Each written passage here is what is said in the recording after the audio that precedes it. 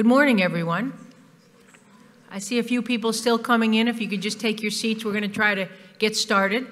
They want to try to keep us on time because I know you have other places to go. So my name is Deb Campbell. I'm a retired colonel from the New York State Police, and it's my pleasure to serve as the facilitator and moderator for our panel on resiliency, leadership strategies for increasing performance. Since retiring from the state police, I teach for ICP. I teach leadership. I teach the LPO class and the WLI, which is the Women's Leadership Institute class. And we really have a big focus on resilience, especially, I think, for women.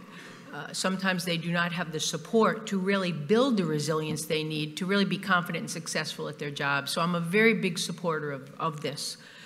In May of this year, working with Jim Baker in the Wellness Center from ICP, Dr. Violante and I co-authored an article about resilience, which was in the Police Chief magazine, and there were sub-articles also by Mandy Neese and Linda Jacksta, two more of our supporters, and it was very well received. So Jim asked if we would put together a panel here at the conference. I just want to say I'm very pleased at how this panel has come together. We're not only going to talk about resilience, what it is, why is it important in law enforcement, but we're actually going to show you some examples of agencies that are taking steps to increase and build the resilience in their officers. And we say building safe and resilient officers helps build safe and resilient communities. So it's really tied into the whole concept of community policing and everything. We will probably, they will speak for about an hour, and we will have about 15 minutes or so for questions and answers. So we'll get started.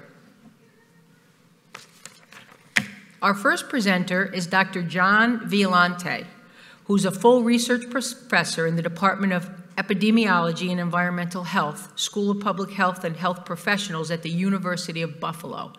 Dr. Violante and I actually were colleagues with the New York State Police because he had a career in policing before he went on to get his PhD and specialize in the area of wellness out at University of Buffalo. So it's very helpful. He's a practitioner, and he also has gone on to really focus on health and wellness for officers. As I said, he served 23 years with the New York State Police as a trooper, criminal investigator, and later as a coordinator of the Employee Assistance Program for the State Police. He's authored over 150 peer-reviewed articles on shift work, stress, suicide, and PTSD. He's also written and edited 18 books on the topics of stress and trauma. His latest project involves a 12-year longitudinal study examining relationships between police stress and the cardiovascular disease, including the effects of shift work, sleep, and circadian disruption on health. Ladies and gentlemen, my pleasure to introduce Dr. John Violante.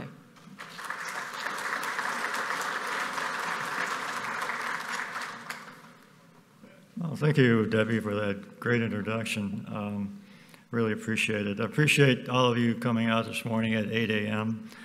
in beautiful downtown Philadelphia. I know it's early, and we're still hunting for coffee. We haven't found any yet, but we're trying. This topic, of course, to me is very important, and the reason it's important is because of what I've experienced as a trooper over the years and what I've seen in my research and how stress affects the officers that work this job. So I want to talk about that and talk about what resiliency is a little bit and discuss some of our findings. First of all, resiliency, to a great degree, is inside of us all. It's the help of others that bring that to fruition. It's the help of the organization. It's the help of other officers. It's support that brings us together that makes the difference on whether or not we're going to be able to rebound from stress that we see on our job. It's a challenging career. You all know that. I don't have to tell you that. I've been out of police work for a while, and back in our days, it was not as horrible and terrible and difficult and hard to deal with job as it is today in terms of danger, terrorism, feelings towards police officers in the general society. It just become very difficult to do. The problem with stress, and what we're finding in our research, is that the body keeps score. every time you're under an amount of stress and experience chronic stress, it does a little bit of damage to your body. It does damage to systems in your body that regulate things. And over the years, that can eventually lead to disease. So this is what we need to be concerned with. This is why we need to reduce the amount of stress that we have at work. We asked the police officers, does stress affect your health? 38% in one study said yes, 68% in another study said yes. So we know it's a problem. You know, that's not the question. But here's the thing. Does it always have to be the case? Does stress and trauma always have to lead to deleterious consequences for your body? And the answer is no. And in recent years, this idea of positive psychology has told us that not everybody experiences PTSD, not everybody succumbs to stress. In fact, most people are basically resilient. And with the help of others, they can survive the trauma and stress that we face as police officers. There's been a paradigm shift, is what I'm trying to say here. Okay? The old idea was that every time you have a traumatic experience or experience chronic stress, that you're going to have some sort of problem or distress or disease. The new idea is that we can deal positively with stress and PTSD, and we don't always have to experience pathologies. Okay? And we need to look for ways to foster strengths and personal growth. Again, most people have some sort of resiliency. And to me, you know, in my experience, I think police officers are probably the most resilient people I've ever met in my life because they deal with this stuff and they deal with it well. There are a lot of things that go into resiliency. Personal resiliency is how the things you've experienced in your life. If you've had a life, for example, or a career where stress is out of your control and you can't deal with it, and there's no way you can deal with it, you're going to have a worse time dealing with it. In contrast, if you have repeated exposure to stress that you're able to master, it has an inoculating effect, and you become a more resilient person. My idea is that we need to teach recruits who are coming into the academy, we need to inoculate them, if you will, by presenting scenarios that are stressful, that are traumatic in the academy, in groups of people, recruits in the academy, so they can foster an idea on how to deal with the situation prior to getting in the street. If we can do that, we can reduce the amount of trauma and stress you're going to feel. The ability to regulate your emotions. Are you a person who has anger but can't deal with the anger? Well, that's going to hurt you in terms of stress. Are you able to reappraise situations? Are you able to reframe situations as positive instead of negative? If you are, you can deal better with stress. Do you accept a new reality? And what I mean by that is, for example, 9/11/01. We as a whole country had to accept a new reality, that now we have to be more vigilant in terms of homeland security. That's a new reality. If you can't accept that as a police officer, then you're going to dwell in the past and you're going to dwell in the part of your career that's caused you a lot of problems. Positive emotions are very effective. Optimism is effective. Problem solving. If you are an active problem solver instead of a passive problem solver, you can do better in dealing with stress. Cognitive flexibility. How do you think about things? When you get in a situation, can you think of different ways to handle it, or are you steadfastly in one particular way to handle it? Well, if you're good at switching around and finding good ways to handle situations, you're going to do better in terms of stress. Religiosity and spirituality, of course, are important for many people. And support. Support is essential. You know, I always talk about leadership, and I talk about the nature of leadership and how it makes the biggest difference in the world to have somebody on top of the heap that understands, that backs situations, that backs ideas about dealing with stress on the job. Having a personal moral code is important too. Having a standard that you adhere to, that you cherish. And as I mentioned with cognitive flexibility, any given situation where you can find alternatives. If you always look for alternatives, always. I think that's an important way to deal with stress. Okay, health factors. Here's where I've been doing a little research. 2020 U.S. Healthy Population CDC study, smoking cessation, we all know that. If you smoke, you probably are going to live as long as the rest of people who don't smoke. Good nutrition, and our other speakers will talk more about this. Physical activity, very important.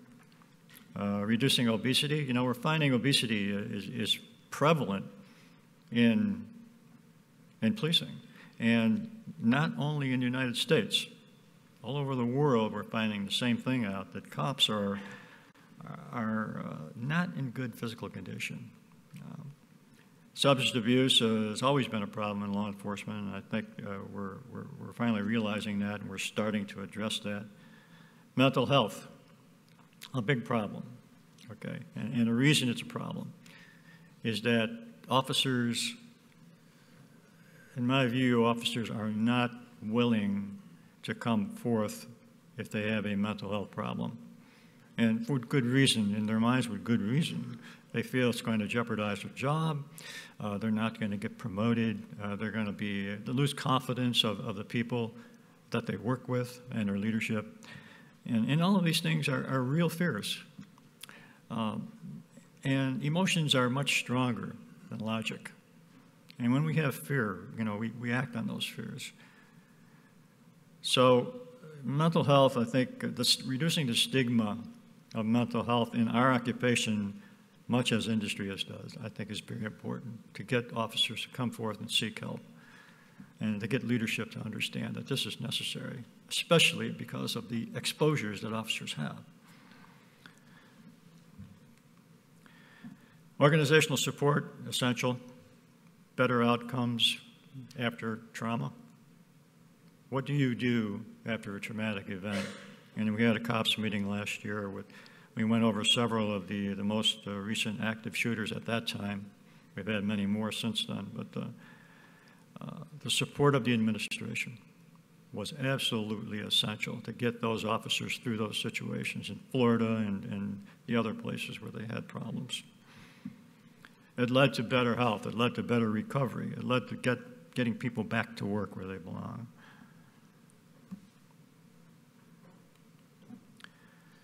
It's not just you, okay? It's everyone in this organization, okay?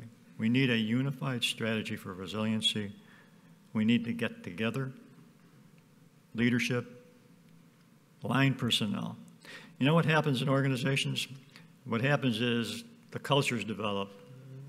The executive culture up here, the middle management culture here, the sergeants, the lieutenants, and the patrol officer over here. And they're all different cultures.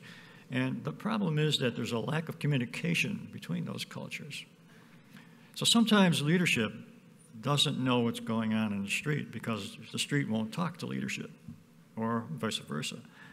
So establishing communication in an organization can not only reduce stress, it can help you feel supported in bad situations, which is going to help you deal with the stress. We need to develop an evaluation strategy of programs that work or don't work. We don't do that. And we need a strategic plan for resiliency. And this was part of an Institute of Medicine report we did back a few years ago. The Army, I don't know much about the military, but I understand that they do a lot of work with this. They do assessments online for soldiers all over the world. They do trainings, the Master Resilience Trainer course, and they do research and evaluations. These are all things we should be doing as well.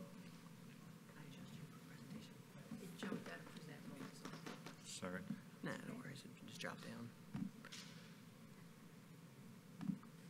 That way it has full projection. Oh, okay. Okay. Holistic. That's the name of the game here. It's not only the organization, it's the family, the community, the society and the culture and the organizations. Interventions can be targeted at any one of these levels and can affect all other levels. Sometimes we forget about the police family and what a great source of support that is. It means a lot, you know, if you get the family to support you in crisis situations. I've seen it over and over again in our work with the New York State Police. What do we need to do in the future? Well, we need to look at some things. I know a lot of departments use critical stress debriefings, and I understand that they're common and they've been done for many years, but recent research has demonstrated that they don't always work. Okay? Some of the research says that in some situations they're actually harmful. To have someone sit in a group and talk about the worst part of their experience. It's still up in the air. You know, we're not sure that that's true. But again, the research is going in both directions on that. But we need to take another look at that and evaluate it better. We haven't done that. Wellness programs, our industry is like leaps and bounds ahead of us on that. Seems like we've forgotten that as part of our work. We need more of that. There's a lot of wellness programs going on in the country, in police departments, a lot of them. But certainly we need to bring that forward. I've seen something recently called Blue Courage, which we've just initiated in Buffalo, and it seems to be working. And the reason I know that is more and more officers are coming into our clinic for their evaluations. Social media, we can use that to our advantage. I know sometimes officers don't like this because of what's going on in social media with police, but it can be used, and I know departments that have used it to their advantage to make positive images of the police. Developing things we can measure, quantitative analysis of assessments of programs in police departments. Effects on heart health. You know, we're finding that police officers are dying at a much earlier age than the general population. In fact, our latest life expectancy research study we did, on average, over a period of 55 years, we found that police officers live, on average, 21 years less than the United States general population. Now, to me, that was the scariest figure I've seen. They die from heart disease. They have higher rates of heart disease than the general population. They have higher rates than cancer. They have higher rates than suicide in the general population. So all of these things need to be addressed. So resiliency is, again, accepting the new reality, even if it's less than the one you've had before. You can fight it. You can do nothing but scream and complain and yak and talk and do nothing about what you've lost. Or you can accept the new reality and you can put it together that something is positive. Elizabeth Edwards. Okay. Optimism, self-belief, control of self, willingness to adopt, willingness to be flexible, ability to solve problems, emotional awareness, social support, and sense of humor. All of these things give us the ability to bounce back. And that's what resiliency is. You know, I have 16 different definitions of resiliency in the academic literature. But when you boil them all down, it comes to one thing: the ability to bounce back from stress and do it successfully, to sustain the bounce back, to get better, and even to grow from that event, even to get better from that event. That is the thing to do with stress and trauma. Okay. Thank you for what you do. I think despite what we see in our society today, the majority of Americans appreciate what you do. You know, I know we all do. We, your brothers and sisters, your comrades, we all appreciate what you do. And you know, as long as I'm on this earth, I will continue to try to help this profession to be a better place to be at work. Thank you very much, and God bless.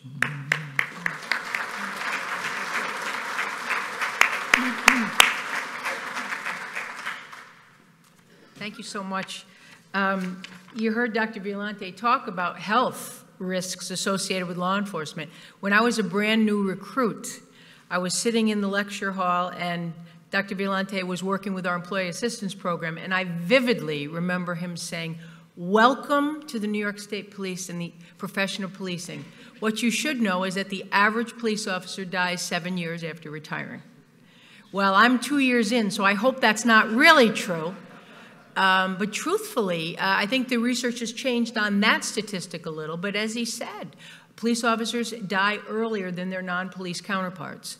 But the other thing that really struck me, and this ties into this whole stress resiliency, is that we can control many of the factors that lead to poor health, lack of fitness, lack of nutrition, stress, the sleep, shift work, and that effect on our body, and also the inability to transition from work to work-life balance at home. And a lot of those things we can control. And that's one of the things we've incorporated so much of John's things into the Women's Leadership Institute.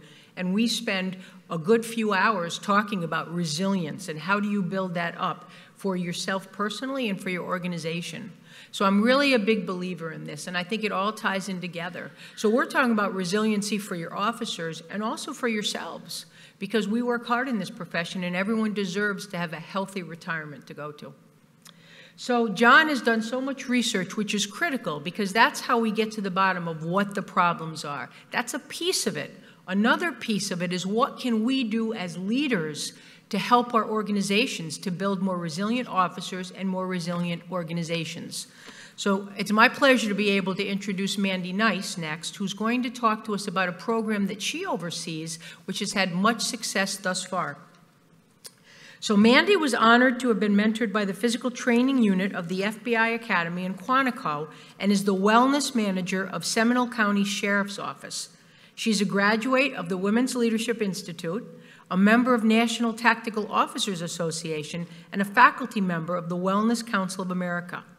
In the past year, her work was featured in 2 publications, the FBI National Academy Associate Magazine and ICP's The Police Chief Magazine. By the way, I mentioned the article that we wrote. There are copies of that magazine on the back, so if you're interested in taking one as you leave, please help yourselves. Her award-winning wellness programs come from 10-plus years of experience working with over 40 organizations. Her mission is offering practical and affordable wellness solutions so employees can make better health choices for strength and resiliency while reducing both illness and injury risk. Mandy is going to present to you a program that she has developed and for the Seminole County Sheriff's Office that has really achieved some success thus far. My pleasure. Please help me welcome Mandy Nice.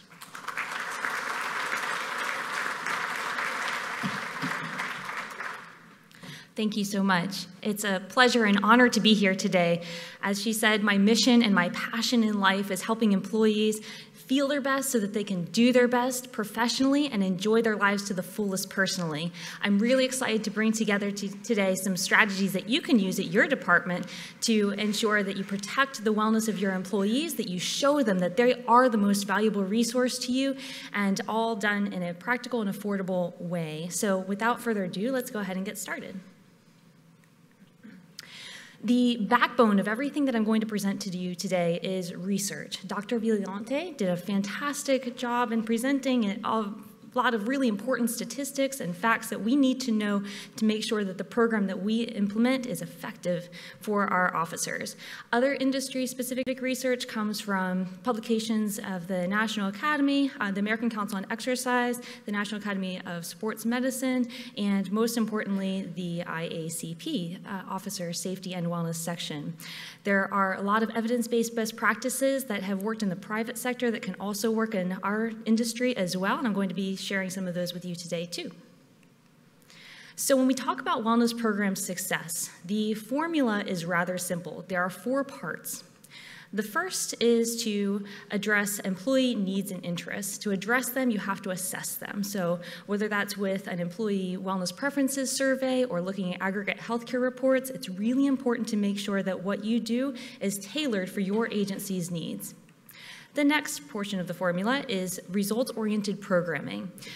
A lot of agencies have some really great programs in terms of activities, maybe a health fair, maybe a 5K run with a group, but it's really, really helpful and inspiring to the employees when they can see their progress over time and to see their measurable results in health improvement over time. So results-oriented program is another important part of that formula. The next part of the formula is to make it convenient and fun. Health doesn't have to be an obligation. It should be a treat of the day. It should be something that makes you feel your best and do your best, and it should be exciting and a great part of the organization that's a real morale boost. The last part of the formula is to implement a program with meaningful rewards. So it doesn't have to cost a lot. In terms of rewards and incentives, you don't have to have a big budget for that, but to have something that's achievable, a goal that's achievable, and a reward that's very meaningful goes a long way. And that is what creates sustainable success and natural growth and expansion of a wellness program. So now that we have the formula, let's go ahead and talk a little bit about the process. After we talk about the process, I'll give you some practical examples of what that looks like, but let's go ahead and give an overview first. So what I did with Seminole County Sheriff's Office and what I always do in corporate wellness programming is to start with that needs analysis. Like I mentioned at first, it's important to get an idea of what employees need the most to improve their health. And you can use tools like the CDC Worksite Health Scorecard, aggregate healthcare results reports from your healthcare provider, and employee needs and preferences surveys and interviews. By collecting all of that data and all of that information, you ensure that you're addressing the agency's highest healthcare costs to reduce them, but almost more importantly, that you're addressing employee needs and preferences with wellness. Maybe they want to lose weight. Maybe they want to improve their strength and endurance. It's important to listen to those needs and tune into those and tailor the program to meet those needs. The second part of the process is to set goals, both short-term and long-term, to make positive impacts in health and well-being. The third part is research. So that's obviously going to be very, very important to make sure that what you do makes sense on a physical level, on a science-based level, etc. The fourth part is pilot programs. So don't be afraid to start small. You don't have to implement a brand new policy as a first step. Maybe you start with a pilot program, a pilot exercise program, or a pilot nutrition challenge, or a pilot stress management program, or something of that nature. Even just a few weeks, maybe a few months, just to see how employees respond to it. After you conduct a pilot program, results analysis is key. So it's important to measure things like return on investment, ROI, do a SWOT analysis to see the strengths and weaknesses, opportunities, and threats of a pilot program, get employee feedback on that. Did the participants like it? Did it work for them? Did it not work for them? And how can you improve? And the sixth part is strategic success continuation. So when you find a pilot program that works, or even portions of a pilot program that works for your agency, it's important to make sure that you can sustain that success. Ultimate wellness success is more than a workshop. It's more than a day-long training. It's something that becomes part of the culture of your organization. So it's important to make sure that you allow for opportunity to weave that into your organization. And the last part is program growth. So when you see the success of your program, it's important to make sure that you continue fueling that fire and empowering additional employees to take leadership roles on in your wellness program. So let's go ahead and get to some practical examples. The first example I'm going to start with is one that I implemented with the Seminole County Sheriff's Office. When I looked at all of their needs through all the processes that I mentioned, the needs analysis of aggregate healthcare reports and workers' comp reports, and getting an idea of what employees were interested in improving in with their health, I found 3 top concerns, and they're not unlike any other agency. So the first was heart disease and nonspecific chest pain. The second was diabetes, and the third was orthopedic injuries. With a background in personal training, I looked at these 3 top healthcare concerns and realized that in order to practice the healthy habits that employees would need to reduce their risk of heart disease and diabetes, they would need to be uninjured. So that's the one that I prioritized, is reducing injury rates. Because if you're injured, you're not going to be able to work out. If you're injured, it's going to be harder to get to the grocery store to get healthy food. If you're injured, it's just going to be a lot more stressful in terms of everyday life activities, let alone job and work activities. So what you see here is a healthcare continuum. We're starting with the prevention of illness and injury, and I'll also talk later about health optimization and, of course, treatment of illness and injury. So how it works. How did the injury risk reduction program work? I found that a lot of the injuries that we were incurring, again, not unlike any other agency, were occurring in training, defensive tactics training. So what I did was I took a look at some of the higher risk techniques that we were using, and I assessed the biomechanics of them. It might sound a little bit tricky, but it's really simple when you implement it. All I did was just make sure that when employees were practicing those different skills and training, that they were paying attention to their joint alignment. So say, for example, if you're doing something like an armbar takedown, your arm going this way doesn't have very much flexibility. It could easily tear or rip things, chest muscles, shoulders, etc. If you put your arm down a little bit closer to your side, you have a much safer range of motion. Just with little techniques and tricks like that, just by educating the training instructors and working together hand in hand with them to make sure that we're looking out for joint alignment throughout those techniques and movements, we made a really positive impact. We also added things like a dynamic physical training warm-up. So that was before the class started, we would have everyone do actually what would look like a sports warm-up to make sure that their muscles were prepared for the activities that and techniques that they're getting ready to practice. We didn't modify any of the FDLE training techniques at all, or the intensity, because it's well understood that that needs to be at a high level to make sure that our deputies are prepared to take everything on that they need to. But we did make sure to look out for that joint alignment, and it made a really big difference. It didn't cost our agency a dime to put together that the injury risk reduction program, and credit to the instructors for great teamwork in implementing it. We actually achieved some really great results, which I'll get to in a second as well. But overall, the solution was just to make sure that we're working hand in hand with the instructors to look out for that joint alignment. The success included very positive employee response to the injury risk reduction program. We had a significant reduction in the number of injuries and the intensity of those injuries, and we achieved a $250,000 reduction in annual injury costs. So a program that cost nothing to implement had a really, really great positive outcome for employees and for the agency as a whole. To continue the success, we, of course, made sure that all the defensive tactics were comfortable with the safety intervention and could lead it and move forward with it on their own. They've done very well with that. They've continued to maintain very low injury rates.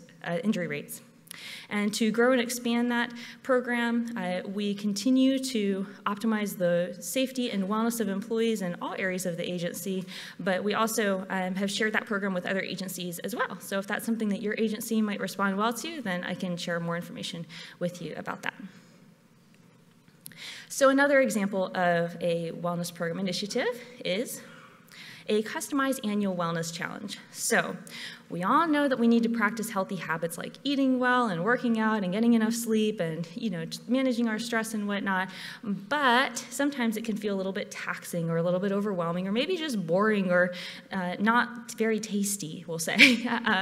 So what I did was I got a little creative and created a new wellness challenge that's called Operation Thrive. We'll be going into our 3rd year of it, actually, and it's been very, very, very well received at our agency.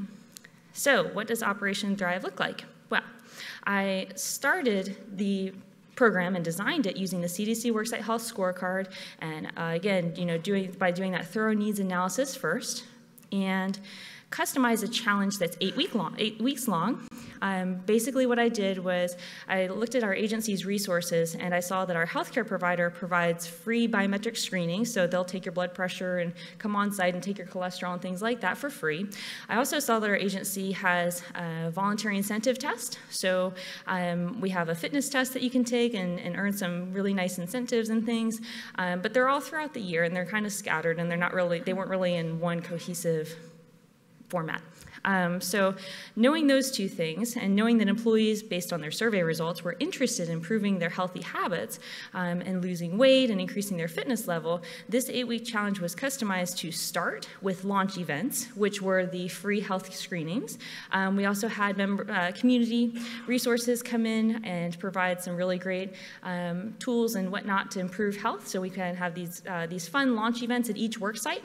Then we went ahead and started the 8-week wellness challenge. So when employees received those health results from their screenings, maybe their blood pressure is high, maybe they're overweight, whatnot, once they received those screenings, they were welcomed right into a program that could help them improve those results.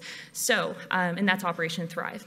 So when they got the Operation Thrive materials, they had 8 weeks worth of support and resources to improve their screening results. Throughout the challenge, throughout that 8-week challenge, we provide very practical and relevant tips. So in the challenge, basically, the goal is to earn points. You get a 1-page point tracker, and you earn points for exercising, reducing your sugar intake, sleeping enough, and managing your blood pressure, taking your blood pressure. So throughout the challenge, we give tips and strategies to, again, make those healthy habits a little bit more accessible and a little bit easier to practice, a little bit more affordable, and a little bit more relatable. So say, for example, exercise. We don't ask people to go get a gym membership. Instead, we give tips that are relevant to them. So one of the things that I heard a lot from employees was that they have back pain. Back pain maybe from the gun belt, maybe from whatever other reason, but back pain was very prevalent in our agency. So the tips that I gave for fitness were just a 5-minute routine that included a strength exercise and a stretch exercise that specifically targeted back pain. That way, when employees had a chance, even if it was only 5 minutes for the day, they would be practicing exercises that would not only get them fitter and stronger, but make their life better. If you're not having back pain, your life is going to be better. You're going to be more resilient throughout your day. In terms of nutrition tips for that challenge, basically the tips that I would focus on were not so much on, boil your vegetables and chicken and pack it into a Ziploc container and throw it in your car, because at the end of the day, when you're on patrol, you're in your car, you don't have a refrigerator or a microwave, and those tips are just rather useless. So instead, I focused on giving tips that are more practical and relevant. Here's some protein bars that are really healthy, and this one tastes like a Snickers bar, this one tastes like an Almond Joy, Let's make this relevant. Let's make this doable. Let's make wellness accessible again. And those are the types of tips that I focused on. For sleep, I know that shift work can be a bear, so instead of only saying getting 7 to 8 hours of sleep, I broke it down and said, you know what, if you can't get enough quantity of sleep, then go for quality. Try to improve the quality of your sleep so that it's more restorative, even if you can't get the full 7 or 8 hours. Here's what you can do to improve the quality. Watch your sleep alignment. Your body is trying to get in what's called kinetic chain alignment to fully restore. And all that means is that your body should be in a straight position. If you're laying on your side, the tendency without the right alignment is to lay on your side this way and maybe cross your arm over, cross your leg over, and before you know it, you're in this twisted position. Your body can't really restore itself very well like that. But if you put a pillow between your arms, that's going to straighten the alignment of your neck and your vertebrae and your shoulders. If you put a pillow between your knees and your ankles, that's going to improve the alignment of your back, and you'll get much more restorative sleep just because your joints aren't in a contorted position. And it makes a big difference in terms of how well restored you feel when you wake up. So those are some sleep tips. For blood pressure, that was the last part of the challenge, we just recommended that people take their blood pressure. We had a really interesting story come out of this, because within the first couple of weeks that we had this challenge, one employee told me that she and her coworker were sitting next to each other during the day. She wanted to do Operation Thrive, but her coworker didn't. Her coworker said, you know what, health is just too hard. I don't have time for it. It's not my thing. I'm not a healthy person, all of these different reasons. And so she told her coworker, well, but you get this really cool challenge coin if you participate, and all you have to do is take your blood pressure. It takes 2 minutes, and I even brought my home blood pressure cuff to work because I want this challenge coin, so I'm doing it. So she said, just take your blood pressure and you get the challenge coin. So lo and behold, she did. When she took her blood pressure, it was so high that she ended up having to leave the office. She checked herself into the hospital and ended up needing medication right away. It was a close call, and if that challenge hadn't have been there, the opportunity may not have been there for her to take her blood pressure. And I don't want to think about what the result would have been. So even just the small, I say that just to say, even the smallest initiative that you can put together for wellness can make a huge difference at your agency. It doesn't have to be big, it doesn't have to be complicated. The smallest support level that you can give to your employees can make a really positive impact. So, Operation Thrive, wrapping up the 8-week wellness challenge. Everybody gets points, everybody gets awards for achieving the different healthy habits and maybe losing weight. There's point categories for all of that. They get award certificates signed by the sheriff, which was a huge plus. And very well received. I think employees had the most fun forming teams and having team competitions. They got very creative with their team names. Everything from the IT team being Team We Can Do It, IT.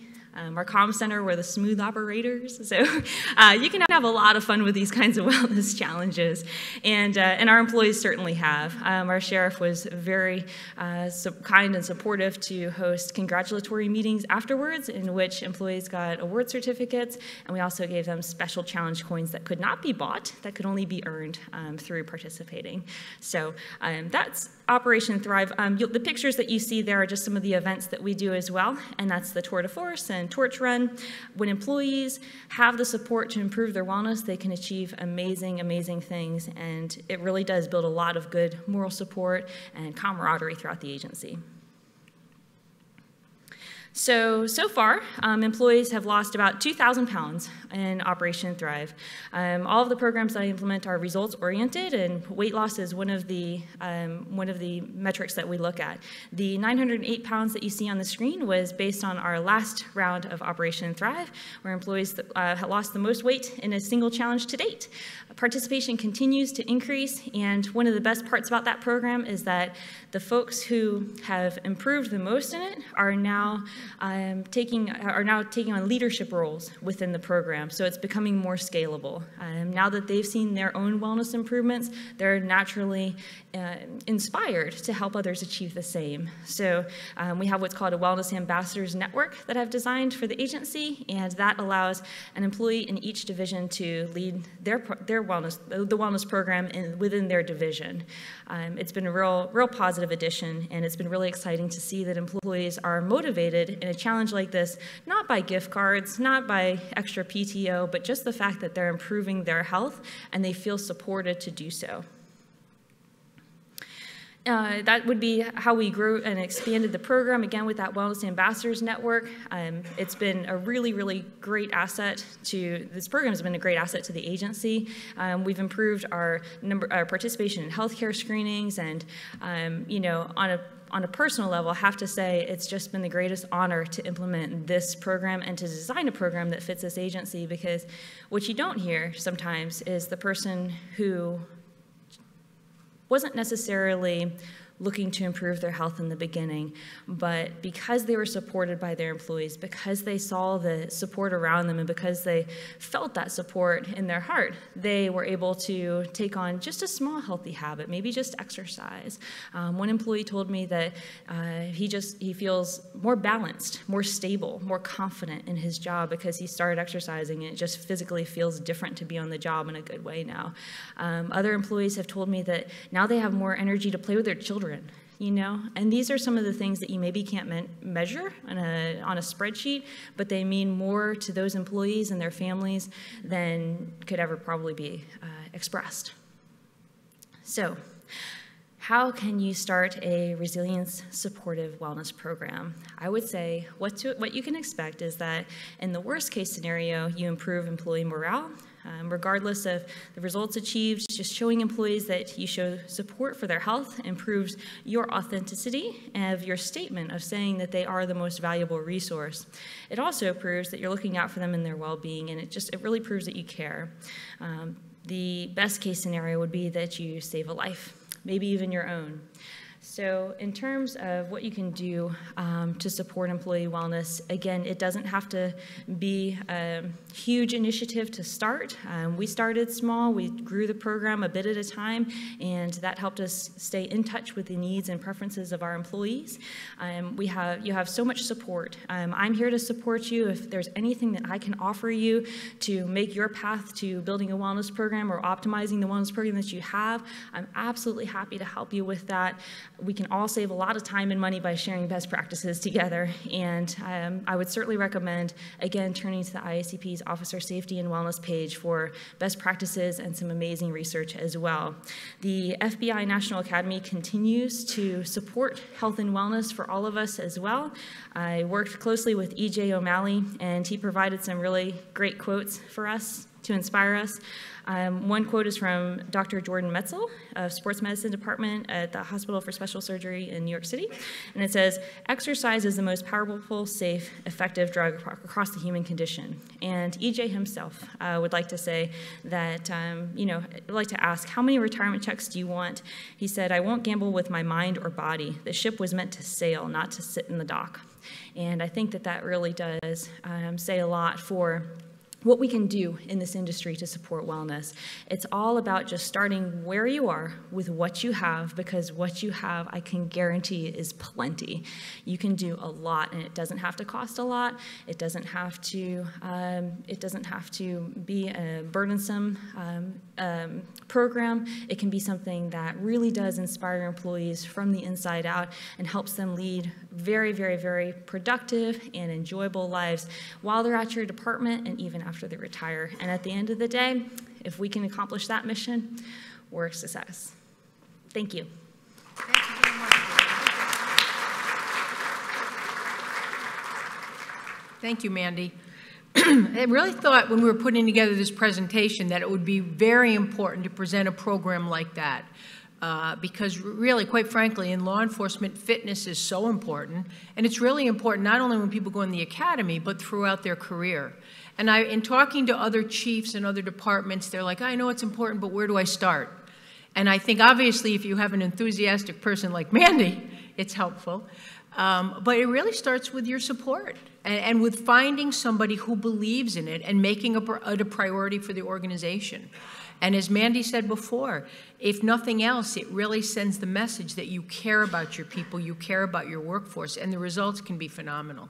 So we thank Mandy for sharing that. Very successful program to date. I think her sheriff might be in the audience later if you have questions. And this is an example of what can be done. And as she said, start somewhere. Start slow, but start with something. Okay, so our final core presenter today is Assistant Commissioner Linda Jacksta, who is a member of U.S. Customs and Border Protection Executive Leadership Team, serving as Assistant Commissioner of the Office of Human Resource Management. In this role, Commissioner Jacksta directs services to 60,000 employees across 8 key functional areas: hiring, benefits, work-life programs, work-life safety, personal research, executive services, business systems, and labor and employer relations. An article featured in that May edition of Police Chief Magazine featured information about CBP's formation of a resiliency task force to address issues relative to resiliency of their officers. And it's our pleasure to have Assistant Commissioner Jacksta here this morning to discuss their goals, their progress, and their path forward in building a culture of resilience within the CBP community. Please welcome Assistant Commissioner Linda Jacksta.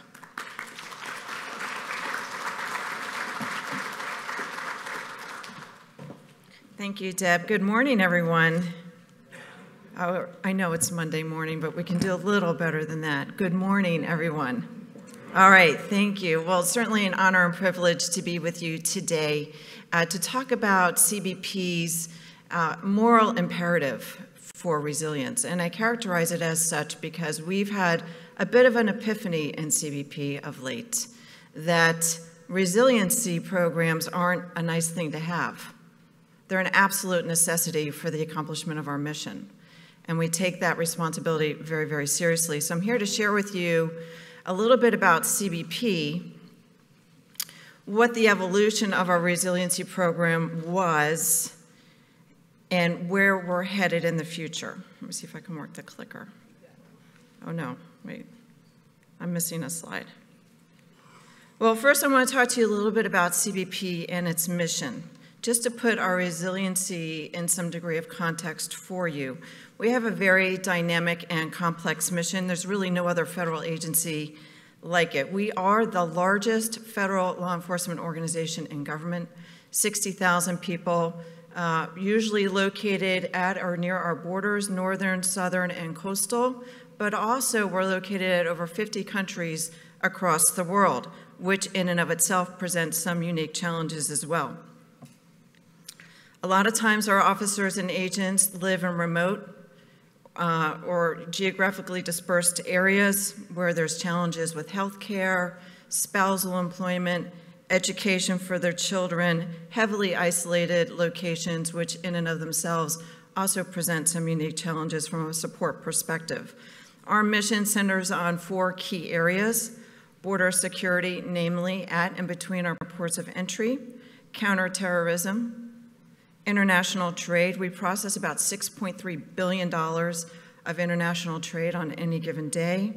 And we have a strong foundation in intelligence, targeting, and international relations. So that just sort of sets the stage for you on the breadth and the scope of CBP. Every single day, our men and women work tirelessly to safeguard our country.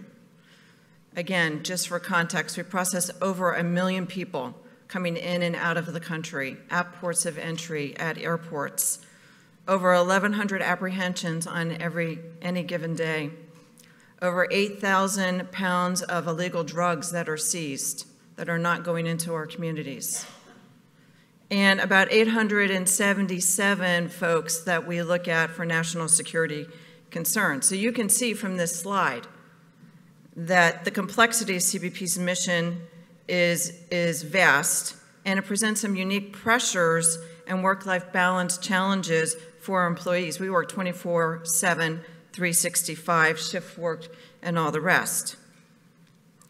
And in addition to the complexity of the mission, our law enforcement personnel are some of the most highly assaulted personnel in government. From October 1st to August 2017 of this year, there were 720 singular assaults on CBP law enforcement personnel.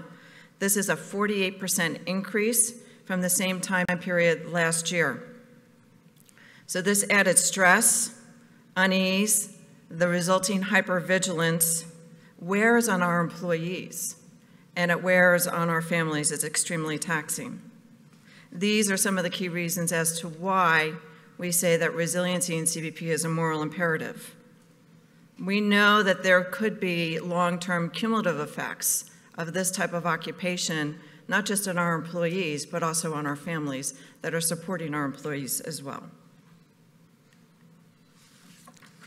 The evolution of CBP's resiliency program really started back in 2016 when our Deputy Commissioner, now Acting Commissioner McEleenan, launched the National Resiliency Task Force. And I have one of the leaders of the task force in attendance today, Mr. Austin Skero, if you wouldn't mind standing up. Thank you very much for your service. And so Austin and other leaders in CBP helped to establish a couple of key goals to get started, because this was the first time we ever tried to take on something of this magnitude and size for such a large organization. So we needed to get organized around some key objectives. And the first obviously was to strengthen the resiliency of our employees. The second was to develop, improve, and implement training and other programs to sustain our workforce. And then the third, obviously, is communication, communication, and communication. For our first goal, we needed to pull in uniformed and non-uniformed employees across CBP to research and identify risk factors, look at reducing the stigma of seeking help, particularly in a law enforcement community, introduce early intervention protocols, and expand our efforts to engage with CBP families. For goal 2, almost immediately after launching our task force, we realized that we needed to provide some immediate targeted training to our workforce throughout their careers. We also needed to benchmark other federal agencies, which we have done. Some of those are state and locals, which I'll talk about. We looked at our employee assistance program, and we also standardized our peer support and chaplain programs across the enterprise, which was absolutely critical to making sure that our employees were getting the consistent support that they needed on a daily basis. A key goal of the Resiliency Task Force was awareness and communication, because we had some of these programs in place already, but candidly, people didn't know where to find them or how to utilize them. So we would think it would be intuitive that law enforcement folks, once they knew about the programs, would utilize them. But of course, we quickly learned that wasn't the case. So we were very deliberate and constant with our communication, and we still are. And I would say this is an area we still need to improve on. Most of our employees are out on the line, out in the field. They don't have access to a computer where they can get the latest and greatest information. So we're looking at alternative ways with personal email and other venues to get the messaging out so our folks know what is available to them in a field setting.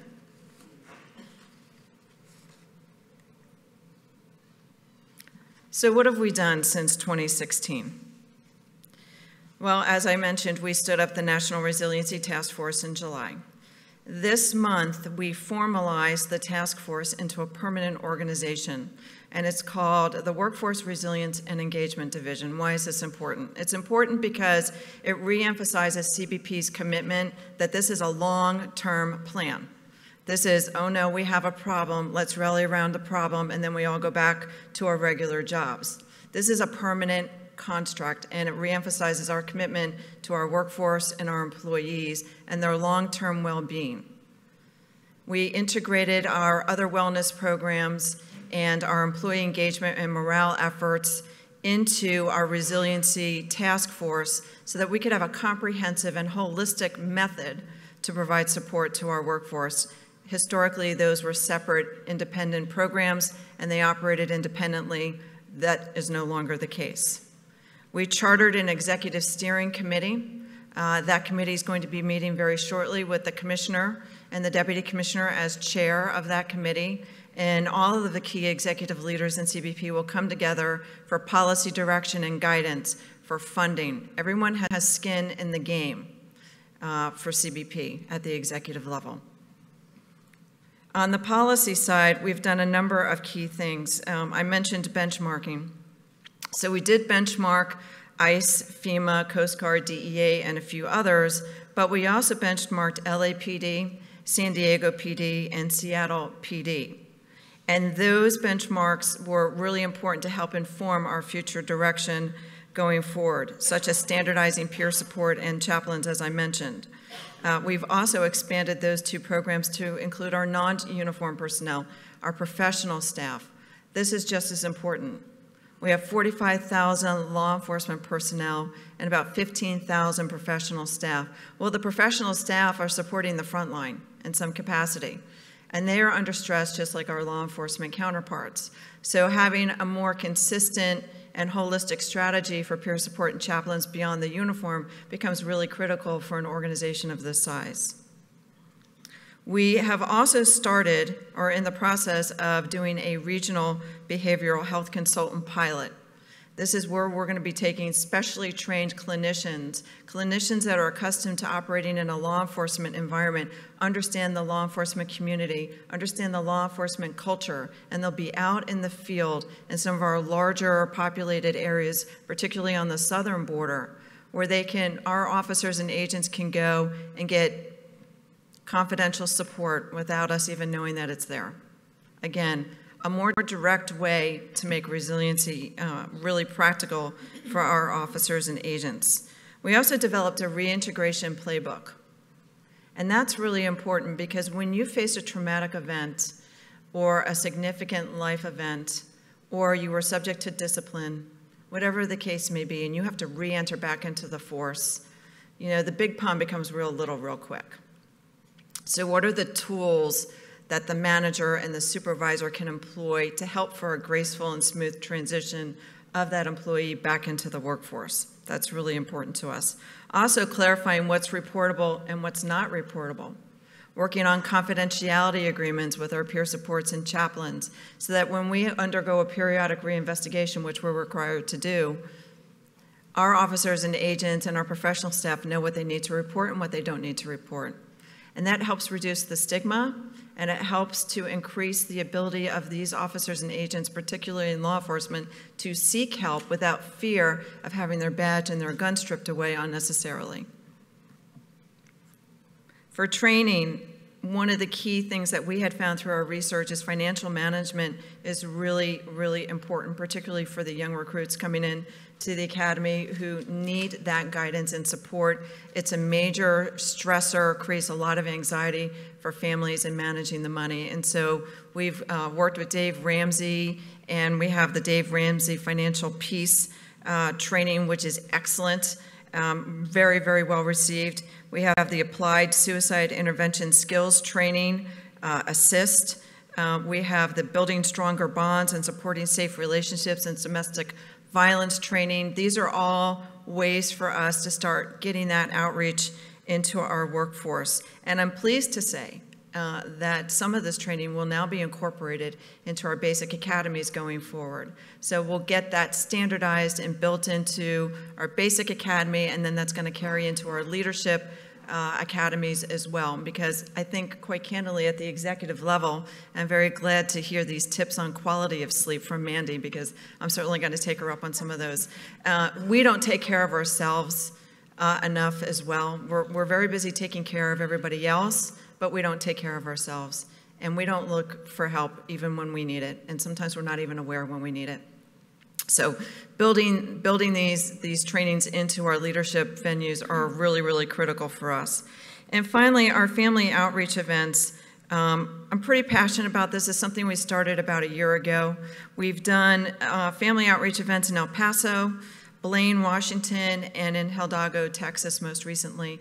And this is our way of bringing all of our resiliency and engagement programs to a field setting and providing that one-on-one support, and also making sure that we partner with the local areas, the local health systems, to bring in the wellness piece as well. These have been a great hit in CBP. We've had over 4,000 people that have been impacted that we've been able to reach out to from these 3 events. And the one that we just went to recently in Hidalgo, Texas, was over 2,000 people that attended.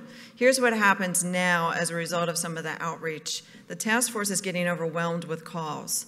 A spouse of an agent will call, "I'm in a domestic violence situation. What do I do?" Or an officer calls and they're in need of help. What do they do? So the good news is we're starting to reduce the stigma, and I think these outreach events have really helped with that.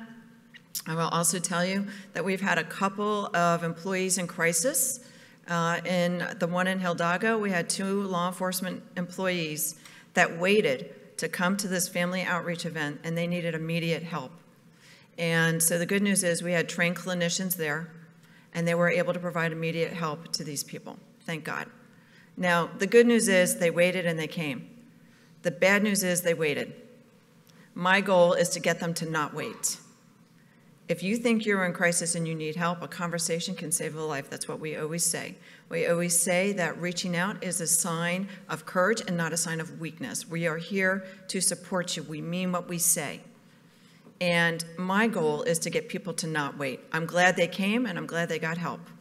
Let's get them help sooner is where we believe we want to be. So I'm going to touch on one specific area that I'm really proud of. It's called the Traumatic Incidents and Events Response Team, or the TIER team. It's a robust network of about 38 employees in CBP that are trained, specially trained. We have chaplains, peer support members, critical incident response team members. They're equipped with advanced skills that enable them to focus on identifying high-risk employees after a traumatic incident has occurred. Their purpose is to deploy to locations that have experienced traumatic incidents or assist affected employees in order to stabilize and equip them to effectively cope with the stressors related to a traumatic event. And I think we've had a number of events recently that we can all relate to, whether it's natural disasters or other events. And I will tell you that since its inception in 2016, we've deployed to 6 major incidents. You can see some of them listed here. During the deployments, the teams have conducted a combined total of 3,102 individual employee contacts, crisis management and grief debriefings, one-on-one employee mental wellness check-ins, and clinical contacts. Our commissioner has said, for the first time in CBP's history, we have a specially trained team whose sole purpose is to provide care and support to our employees in the wake of a serious life event or trauma. It's been a real game changer for our resiliency program, and I couldn't agree more. What would traditionally happen in CBP? Well, previously we didn't even have anything like this for like the hurricanes or the active shooter in Fort Lauderdale, where we've deployed really wonderful assistance we were able to lend to our employees. But typically, if we would have a use of force incident in a field setting, the first thing that we would do is we would deploy a team of people from OPR, from our training organization, where all the right protocols adhered to. Was the proper reporting done? Was there any missteps in the procedures? And that's all critical, and it's all very, very important. But what about the employee who just went through the trauma of executing a use of force situation? What happened to the agent who lost somebody in that use of force situation? Did we ever talk to the agent? Did we ever reach out and give them the tools and the support that they needed? Because they have to get back on the line and be a productive member of the workforce. So how are we handling that from an employee perspective? And that's really what TIER was designed to do. So the path forward. So where are we headed after what we've done so far? Well, there's 5 key areas. The one is to work seamlessly on the integration, as I mentioned, of the different functional areas of resilience, wellness, and employee engagement as a result of the realignment that we just effected this month. And the next is expanded family engagement. A strong employee really does start at home. And so integrating the families is really, really critical for us. We're working with our department on how to integrate and work with nonprofit organizations, volunteer organizations, where people want to volunteer their hours and their services. And what do we need to do? Do we have a legislative fix that we need to employ? Is there some policy that needs to be implemented? Whatever it is, we are going to crack the code and make that happen, because there are a lot of people that want to help us, and we want to take in their help because we definitely need it. The other is the survivor advocate.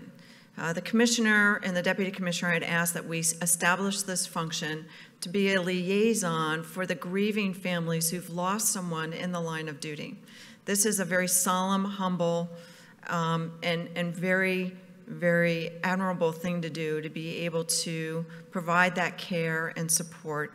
You know, losing somebody is hard enough emotionally, but just the navigation of the paperwork and getting through all of the things that have to occur to have that family have some degree of closure so that they can move forward is really important. The other thing is the veteran support. We employ about 17,000 veterans on our books. We heavily recruit from DOD, transitioning service members, and the like. They're bringing with them a certain set of experiences and skills and background. We want to make sure that we're poised and ready to support them. They're almost a third of our workforce and growing exponentially. So we believe the Veteran Support Program is absolutely critical. And then finally, we're going to continue to leverage industry to look at the leading edge, cutting edge, best practices out there in resiliency. And that's something that we're going to continue to do for the long term, to make sure that we're staying ahead of the curve and informing and being relentlessly self-critical about the effectiveness of our programs and making sure that we're continuing to move the ball down the field and make sure that we take care of our employees. So that's really it in a nutshell in terms of CBP and what we're doing in the area of resilience. It's something that's relatively new to the organization, but I think we've made some major progress. The commissioner had indicated that, he said to me about a month ago, he says, you can't tell me that the work that you're doing in resiliency isn't impacting morale for the better in CBP. And what we've seen over the last 2 years is a 4% increase in our employee morale surveys. That's a big deal for an organization of our size, and we're located all over the world. And many folks don't have access to the survey because they're on the line, they don't have a computer, but those who are accessing the survey, we're starting to see some real positive traction. And I do think some of the resiliency work is there. People feel like they're valued, that they're cared for. Our commissioner was just down in Puerto Rico talking to our workforce in the wake of just terrible devastation and loss. And the one thing that he kept hearing about was our tier team and how they had somebody to talk to, a shoulder to cry on, someone to lean on when they really needed some support. So I think we're starting to turn a corner and build some momentum. We have a lot of work to do to institutionalize resiliency going forward. It starts with the training in the basic academies and in our leadership academies, and that's where we are this year, starting to build that out. But I'm really excited about the future and what holds for CBP. So in closing, before I turn it over to Deb, I do want to thank you for your service. It really, truly is an honor to support you in any way that I can, and it's an honor to serve along beside you. Thank you.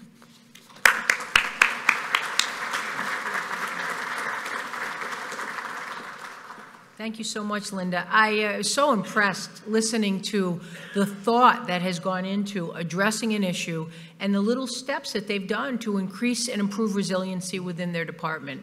Our goal for you is to, first of all, we appreciate you spending time with us, especially 8 a.m., but to provide you with some tips and some things that you can do in your own departments.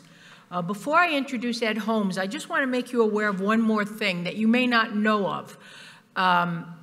So in 2011, BJA and the COPS office established an officer wellness and safety group. And they've been meeting yearly to talk about important issues relative to wellness and safety. In October of 2016, following the shootings in Dallas and some of the other catastrophic events, they actually got together and they focused on resiliency.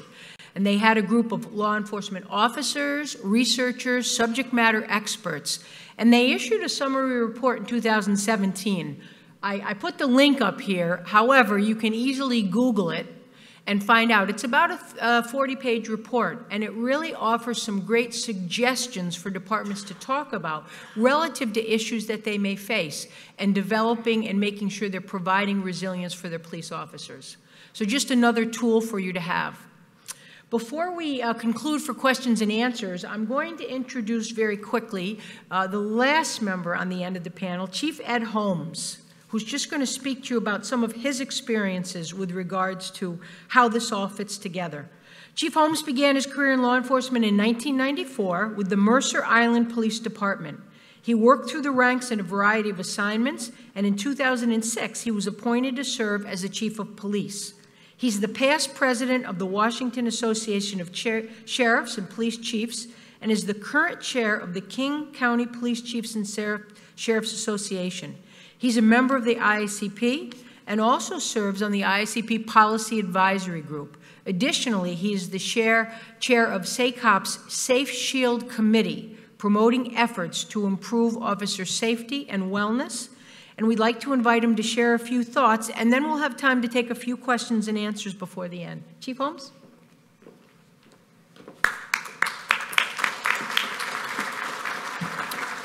Well, thank you. Thank you for just a chance to wrap this up. So I'll just have a few comments here. By way of reference, at least geographic reference for those of you who know Washington State, a bridge connects Mercer Island to the city of Seattle. So we are a department of 31 officers. And as mentioned, I'm also the chair of the Safe Shield Committee. And that committee focuses on ways we can keep our officers not only safe, but also well on every level, to include mental readiness, not just physical fitness, but that whole notion of resiliency. You know, as chiefs, we're expected to keep our communities safe, but oftentimes I wonder, what about our officers? How are we to keep our communities safe if our officers are not. And I think about this notion of stress. We talk about cumulative stress. There's stress that comes from big incidents, big horrific incidents. You get the PTSD. But what about over the course of a career? All the small incidents our officers go to, that builds up over time. You know, Mercer Island is a small, affluent community. We have low crime and even lower violent crime rate. And yet, in my department, I've watched 3 of our officers lose their career because of drug and or alcohol-related issues. So let me tell you something. If that's happening in my department, it's happening in yours. And it may not be real evident to you just yet, but it's happening. There's officers in your department that are dealing with stress, and it may be just that cumulative stress over time, and they're dealing with it in unhealthy ways. And in fact, you may be one of those members of your department dealing with that stress in an unhealthy way. And so if we are to keep our community safe, we really do need to make sure that we're keeping ourselves and our officers safe. I really hope that you heard what these panelists said. I really hope that you go back to your agencies with a new commitment to do something about it.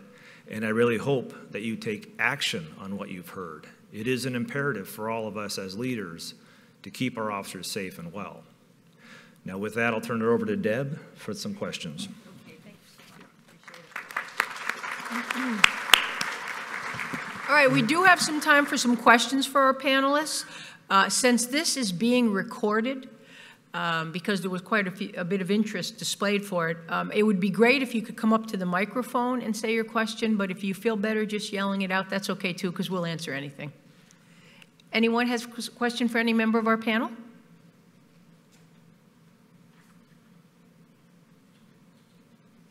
Okay, thank you.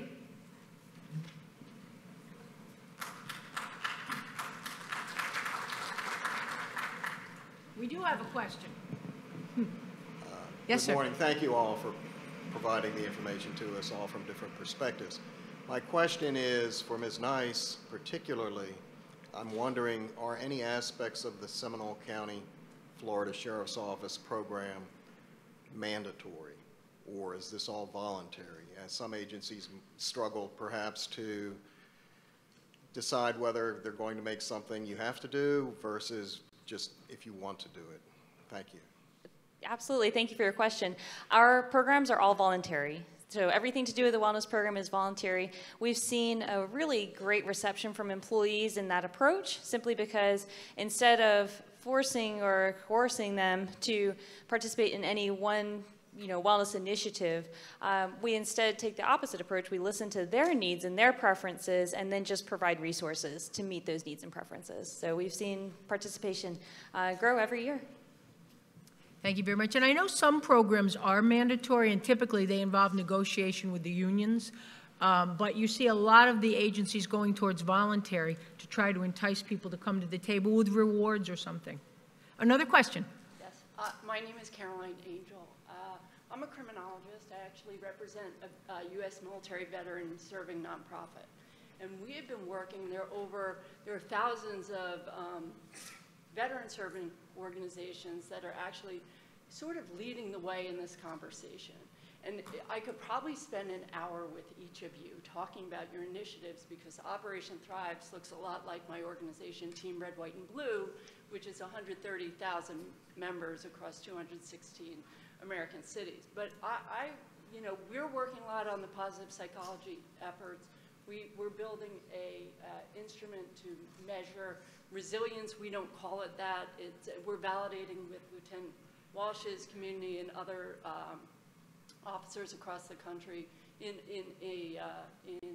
law enforcement officers, as well as U.S. military veterans and civilians.